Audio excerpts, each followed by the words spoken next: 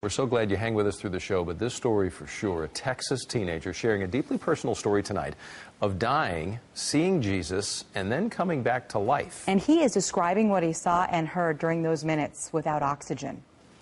CBS 11's Ken Molestina with an exclusive tonight.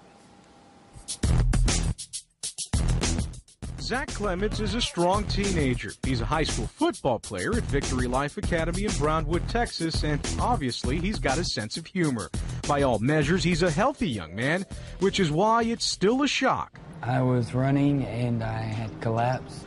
that he dropped to the ground during PE class last week. Not sure why. It was a sudden cardiac arrest, according to his doctors. His mother was immediately called and even beat the ambulance to the emergency room. When they opened the ambulance door, he was blue, and they were on top of him doing chest compressions. Technically and medically, he was dead. And they said that I was without a heartbeat for 20 minutes. And just as hospital staff were ready to make it official, they got a pulse.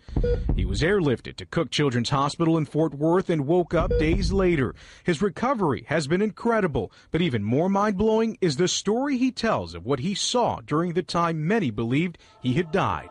I saw a man that had longish kind of ruffled hair with a kind of thick beard, and it didn't take me long to realize that that was Jesus. He's describing what his family is convinced was a near-death miracle. I went up to him and he put his hand on my shoulder and told me that everything would be all right and not to worry. I was just calm and just at peace.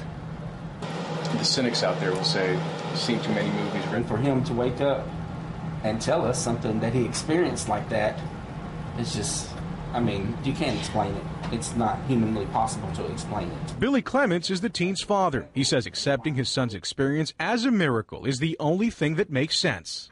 And that's what we're standing on. That was a rhema word from God that we got, and we're going to hold on to that. Do you think this is something that might strengthen your faith?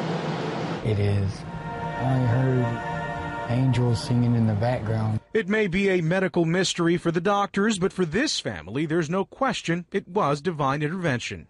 I'm just glad he decided to let me have my baby back. In Fort Worth, Ken Molestina, CBS 11 News. 20 minutes. Wrap your head around that. It's so tough to wrap your head around. Wow.